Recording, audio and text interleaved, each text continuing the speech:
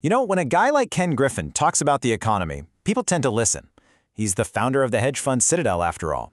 So today, we're going to dive into his diagnosis of the U.S. economy, what he thinks is really driving it, what's threatening it, and maybe most importantly, what he thinks the fix is. And right off the bat, he kicks things off with this really powerful metaphor, a sugar high. He's painting a picture of an economy that looks full of energy on the surface, but his argument is that this strength is, well, it's artificial, it's temporary, and it's masking some pretty serious problems underneath. So what exactly does he mean by a sugar high? Well, it's this really unusual situation we find ourselves in. You've got the government spending a ton of money and the central bank pumping stimulus into the system. You know, the kind of stuff you do when you're in a deep recession. The problem is we're at near full employment. Griffin sees this combination as a dangerous and totally unsustainable mix. This whole sugar high idea leads us directly to Griffin's #1 concern. He believes that just beneath that energetic surface, the very foundation of the U.S. economy is starting to show cracks. And maybe the scariest part? He thinks the markets are completely ignoring the danger. So what's the biggest crack in that foundation? Inflation. Now, a lot of folks think it's under control, but Griffin is not convinced. He argues that when you look at government spending, monetary policy, and even immigration policies together, you're creating this perfect storm for inflation, a storm he thinks markets are dangerously underestimating. And he's not just talking in theories. He points to some cold, hard data as evidence. Get this, a 10% drop in the US dollar over just 6 months. That is the largest decline of its kind in half a century. For him, that's not just a minor fluctuation, that's a massive warning sign. And that warning sign points to a really fundamental shift in global finance.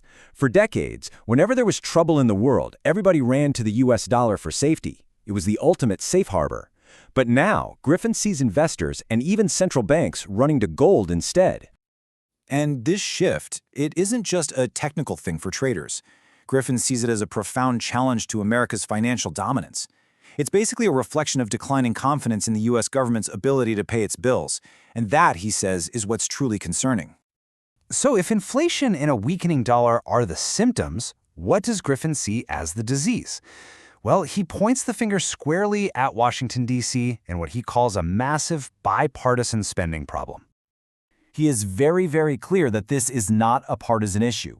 In his view, both Republicans and Democrats are responsible for what he calls profligate spending, creating a financial situation that is just completely out of whack with the reality of the economic cycle.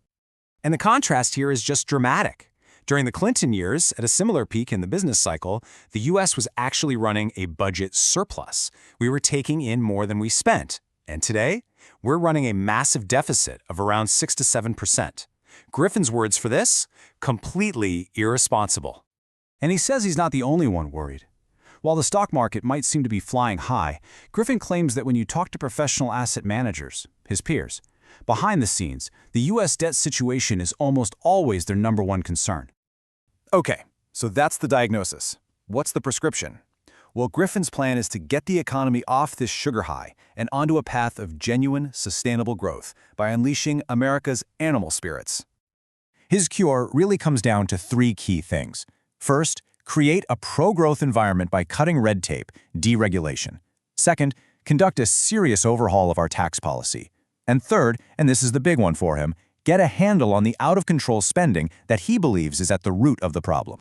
Now, his views on specific policies are actually pretty nuanced. He gives the Trump administration credit for its pro-business messaging and its push for deregulation.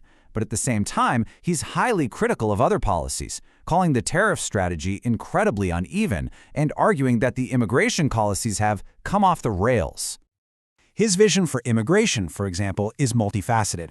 He supports controlling the border, for sure, but he's also a huge advocate for aggressive, pro-growth, legal immigration. He famously argues for stapling a green card to the diploma of every foreign STEM graduate and finding a path for those already here and working to stay, arguing they are absolutely critical to the economy. All right, finally, let's look at how Griffin views the future, especially when it comes to 2 of the biggest tech trends of our time: artificial intelligence and cryptocurrency. And here, he offers a big dose of caution and an absolutely searing critique.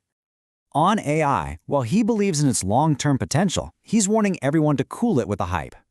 He uses history as a guide. The personal computer and the internet were both revolutionary, right? But their true impact took decades to unfold. He suggests the AI revolution will be no different. He's directly challenging that short-term market euphoria. While the promise of AI is very real, he believes the timeline to actually deliver trillions of dollars in value could be much, much longer than a lot of investors seem to think right now. Now, if he's cautious on AI, he is absolutely scathing on crypto and tokenization. He just dismisses the idea that it's about creating efficiency. Instead, he sees it as a dangerous step backward, a modern-day version of the old boiler rooms that preyed on unsuspecting investors. And he really doesn't mince words here. He sees the whole crypto space as a golden opportunity for shysters to create bad investments and lure in everyday retail investors who, he fears, will ultimately get absolutely hosed. So, there you have it. A diagnosis of a sugar-high economy, a stark warning about deep-seated financial risks, and a prescription for deregulation and fiscal discipline. The central question Griffin's perspective leaves us with is this: is his cure the right one for what's ailing the American economy, or are there other paths forward?